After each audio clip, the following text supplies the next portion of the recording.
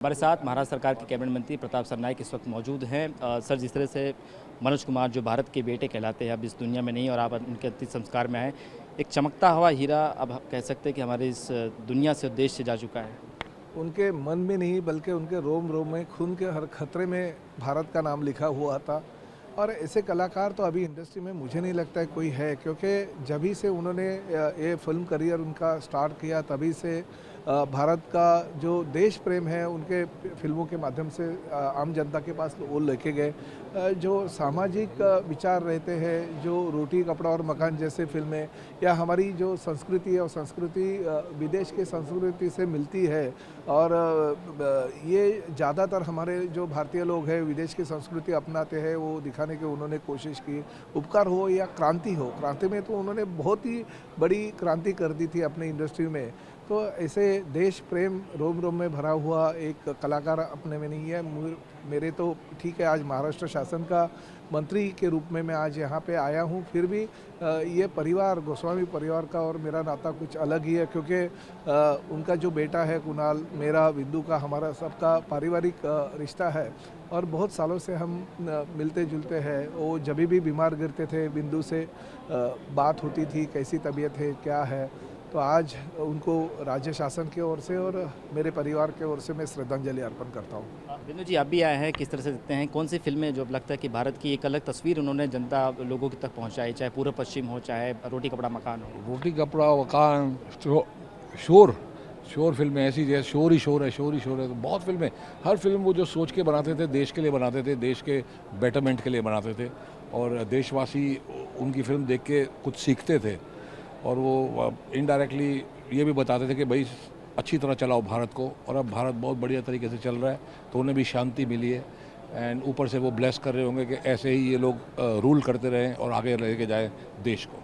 दरअसल ये एक आखिरी सवाल कि आपको लगता है कि जो फिल्में वो बनाकर चले गए इस दुनिया से, आपको लगता है आज के मौजूदा दौर में कोई डायरेक्टर ऐसी फिल्में आज के दौर में युवाओं को दिखा पाएगा?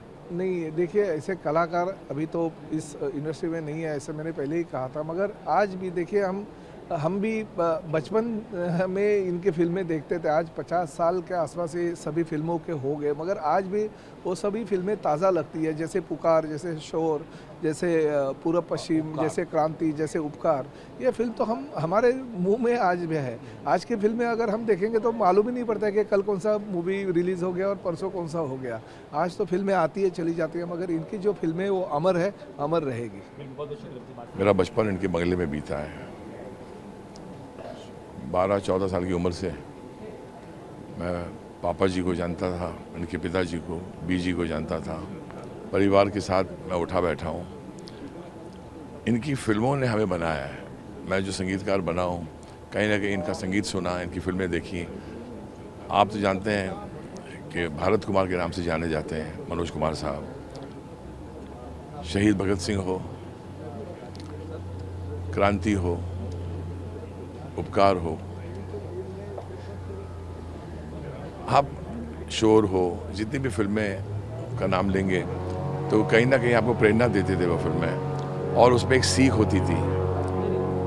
समाज के लिए इन्होंने बहुत कुछ किया है, देश के लिए बहुत कुछ किया है, सभी के लिए बहुत कुछ किया है।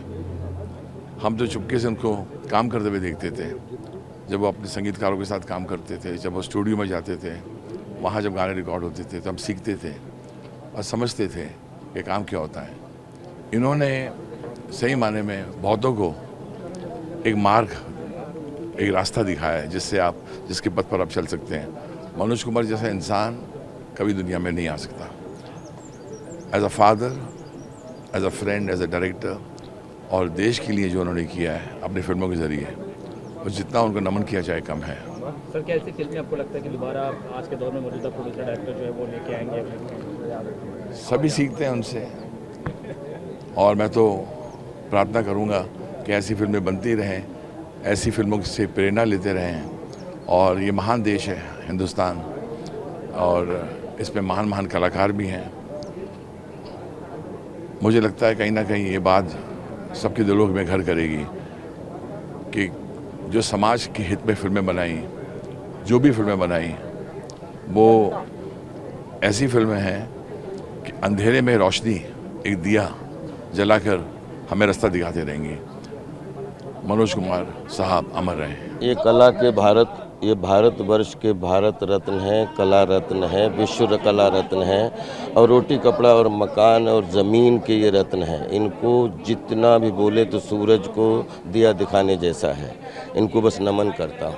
मनोज कुमार एक ही थे, उनके जैसा ना कोई पैदा होगा और ना हो सकता है।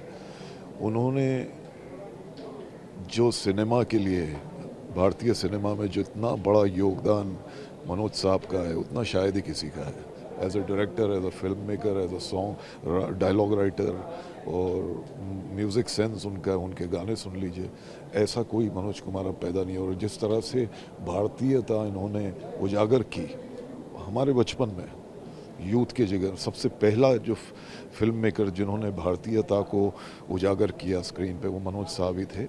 इनका बहुत एहसान है हमारे कल्चर पर, हमारी संस्कृति पर बहुत एहसान है। और फिल्म इंडस्ट्री आज जिस मकाम पर पहुंची है उसमें मनोज साहब का बहुत बड़ा योगदान है। मैं उनको एक बहुत टैलेंटेड और गुणी इंसान में, मुझे उनके साथ समय बिताने का मौका मिला था।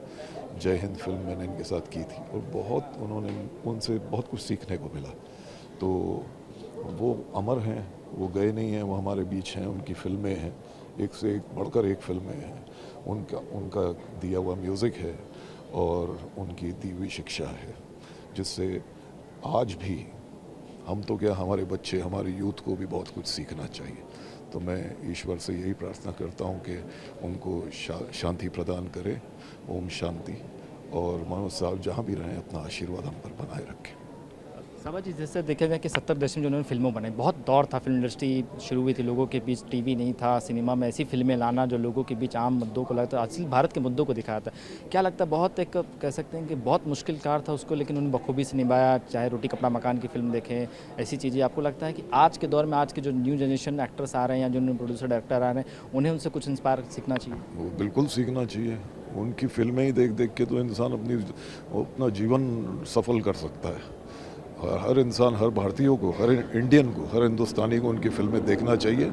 और उनकी फिल्में सिर्फ फिल्में ही नहीं थी, एक बहुत बड़ी सीख थी हम सब के लिए।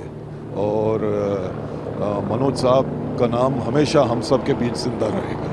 जो फिल्म मेकर अगर भारत का बेटा बन जाए, इससे बड़ा मान क्या हो सकता है? इससे बड़ी यादगार, इससे बड़ा लीजेंड कौन हो सकता है? मनोज कुमार जी से धन्यवाद।